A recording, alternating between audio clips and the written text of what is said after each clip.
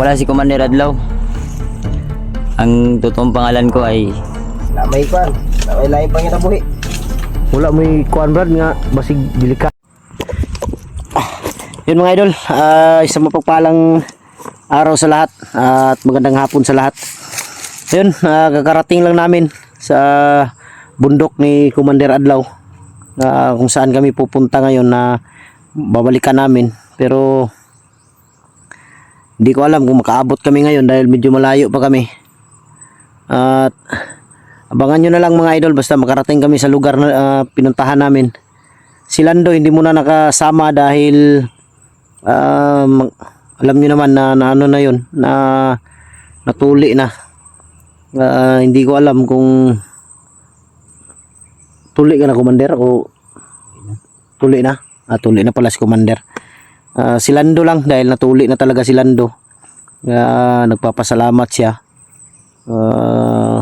Dahil sa tagal na daw ng panahon na gusto niya magpatuli, natuli na rin siya. Kaya sabi ko sa kanya na dito ko lang muna sa bahay para may bantay din dito, may kasama yung mga anak ko. At huwag ka na lang sumama muna pag akyat dahil hindi pa magaling yung ano mo, dahil bago ka palang natuli. Yun mga idol, mega love shoutout sa inyong lahat, sa lahat ng mga solid supporter natin, sa lahat ng mga silent viewers, sa lahat ng mga OFW, mega love shoutout sa inyo. At kapatid nating mga Muslim, at kapwa ko Guardians Brotherhood Incorporated, mega love shoutout sa inyo. Relax muna kami saglit ni Commander dahil dyan kami galing sa baba. Yan, paakyat pa kami. Tapos pagdating na naman sa unahan nito, pababa na naman kami. Sabi ni Commander,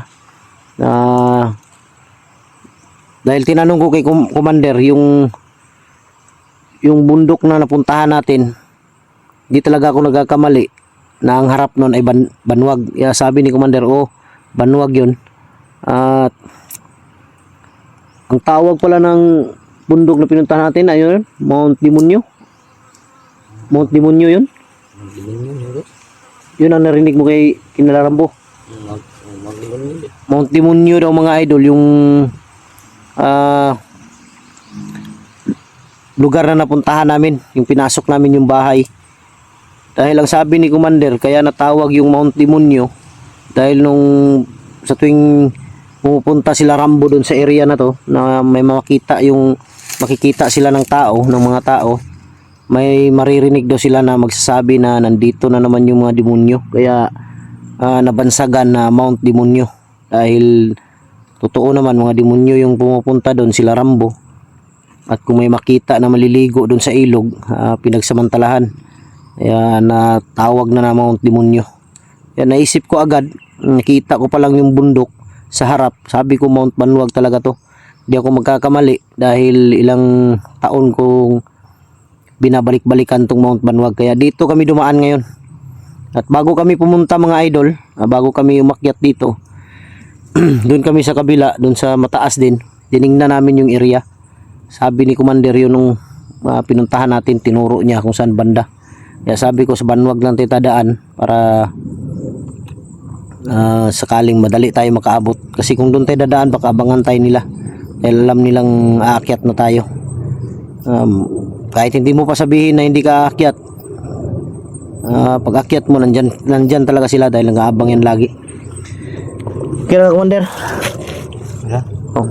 Ulat lang tayo, maghintay lang tayo Commander na kung kailan maghintay lang kami mga idol. Sabi ko sa kanya, sinabi ko na kay Nina, kay Lando, na maghintay lang tayo kung may magbibigay ng cellphone dahil gusto niya nang mag-vlog talaga. Kaya sabi ko sa kanya, Commander, bago ka mag-vlog, kailangan matuto ka munang humawak ng camera, matuto ka munang mag-video or mag-edit ng video para madali na. Pag sakaling may cellphone ka na, diretso na, hindi ka na mahirapan dahil kabisado mo na kung paano magsalita sa harap ng camera, paano ka magpaliwanag.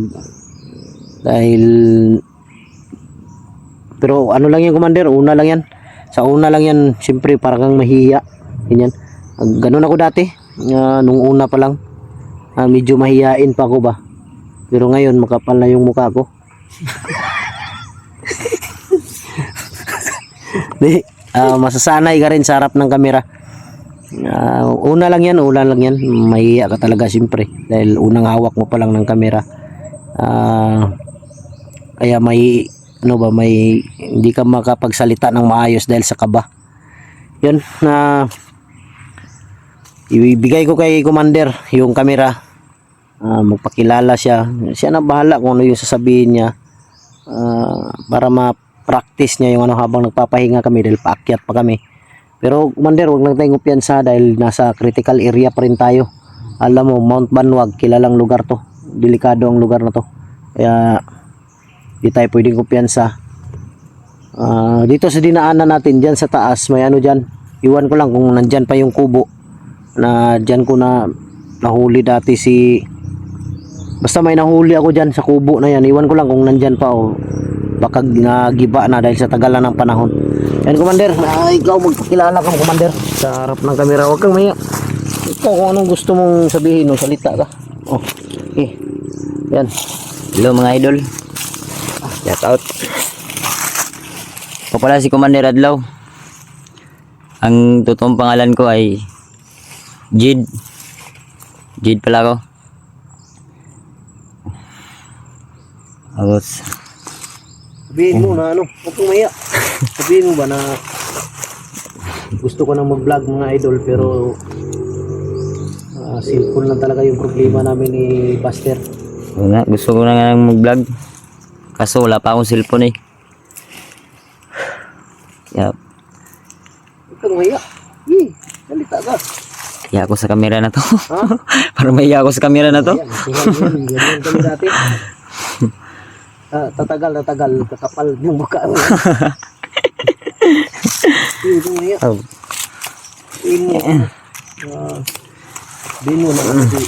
Ganyan. Tatlo yung asawa ko, ganyan. Tatlo. Kaya pang-apat na nga. Ha? Pang-apat na. Walang iya. Dati pala ng girlfriend mo. Salita ka. Ano ko ba? Ngayon mga idol, alas 5 na ng hapon. Hindi ko alam kung makabidyo kami ngayon o siguro bukas na kami makabidyo dahil maghahanap na lang kami ng maghanap kami ngayon ng kung saan kami pwedeng magpahinga. Hindi na kami pwedeng magpatuloy mga idol kung madilim na dahil delikado na yung daan. Kaya sabi ko kay Commander kanina, maghanap tayo ng pwesto na pwede natin matulugan na safety. Bukas na lang tayo tutuloy sa paglalakad kasi kung gabi delikado at sa pa hindi tayo pwedeng mag-video ng gabi lalo na dito dahil siyempre hindi pwedeng mag-video ka na hindi naka-on yung ilaw ng camera, yung flash niya, yung flashlight. Hindi makikita yung mukha natin para tayong alien yan. Kaya maghanap na lang tayo ngayon na pwede natin matambayan. Mahiya ito mga idol, mahihain ko na ito si Commander. Mahihain si Commander mga idol. Ano to? Totoong pangalan? Jid? Jid. Jid. Jid pala yung totoong pangalan niya mga idol. Balang araw matutunan ko rin yan. Oo, matuto ka rin. Kaya mapapayo ko sa'yo na Araw-araw ko yan gagawin. mapapayo ko sa'yo Commander kung sakaling makapag-vlog ka na. Mapapayo ko lang sa'yo huwag kang gagaya sa iba na natulungan ko na nakapag-vlog na, kumita na ng maliit, lumaki yung ulo, Tigasin na. yung ako yung tumulong sa kanila tapos gusto nila akong angatan agad. Hindi ganun, kailangan dadaan tayo sa proseso, step by step ba yung pag-angat. Gusto nilang balik na rin. Kung gusto nilang aangat agad, hindi pwede yan. Kailangan mo paghirapan mo muna bago ka aangat o papantay. Dahil dito walang mataas, walang mababa. Lahat tayo nagsikap, lahat tayo kailangan nating kumita dahil may pamilya tayo. Kaya ang dapat diyan walang lamangan, walang taas, walang baba. pantay-pantay. Dahil isa dyan magkakatalo talaga. Unang-una dyan sa ano, yung mga yung sponsor ba yung may magbigay. Di naman may iwasan, may magbigay talaga dahil nahawa sa ganitong sitwasyon. May iba kasi na samahan ko dati, hindi ko na lang babanggitin yung mga pangalan.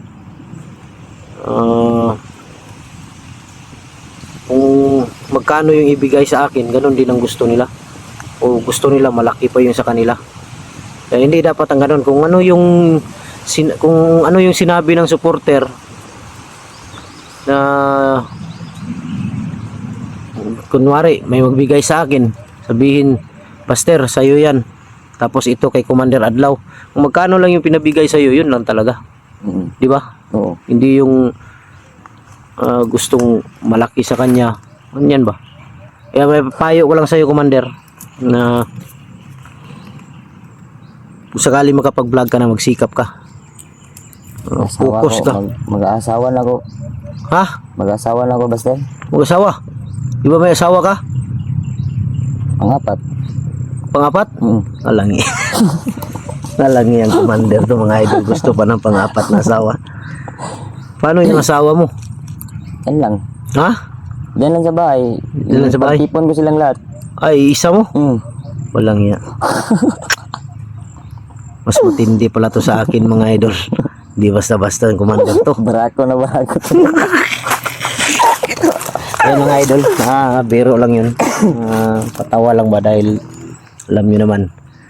Basta yun lang, Commander. Yun lang masasabi ko sa iyo na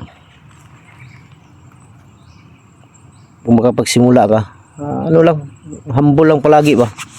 Huwag lalaki yung ulo. Dahil isa dyan ma-discourage yung ano ba, yung mga tagapanood, yung mga solid supporter. Madi-discourage yan lalo na kung makita sa ugali mo na hindi maganda. Kaya hintay lang tayo. Walang araw, hindi malayo na yung December. Ayos lang yan. Baka sa sunod, baka sa sunod na araw, sunod na buwan, meron na. Hintay lang tayo. Kasi gusto kong cellphone, bilhin mo yung double. Yung sa harap, touchscreen, yung sa likod keypad. Yun ang gusto ko. Yun ang gusto mo? Para flat top. Yun ang gusto niya, mga idol, touchscreen yung harap, sa likod keypad. Masakit yung ano ba? Masakit yung dalawang paa ko, mga idol, dahil sa yung nakaraang araw. Sa totoo lang, hindi pa sana ako aakyat ngayon, mga idol. Parang may ano dun. Hindi pa sana ako aakyat ngayon, sa totoo lang. Dahil may sama yung pakiramdam ko ba, medyo may nanibago ako, nabigla yung katawan ko nung nag-jogging ako. Sa turapit. Mura magkuha na, nangahulog na. Sanga? Sanga gabok. Sanga, ubusig na yung tao diya. Balo. Basi katong gipuy-an na to diha. Basi katong stambayan na mo sa una diya, nagihan na mo, sing nanay nagpuyo ba? Kasi sila na po yung nagpuyo. Kasi sila rin siya puda. Basi no? Hindi lang tayo magkumpiyansa. Tara daw.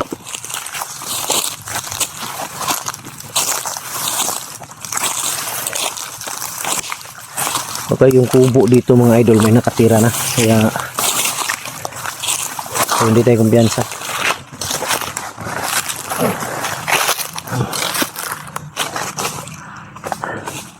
Yung sunahan, no?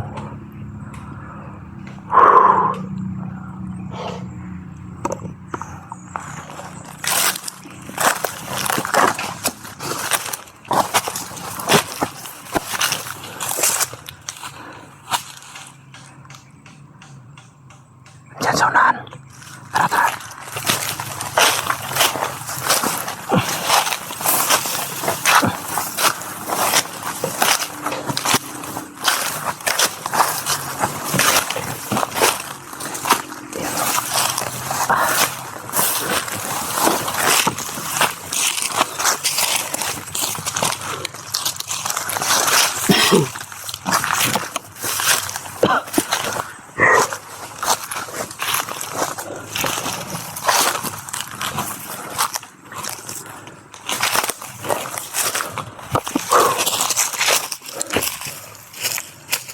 Parang wala na yung kubo dito. Ay, nandiyan pa pala. Diyan sa unahan. Parang may nakatira na. Tara, tara.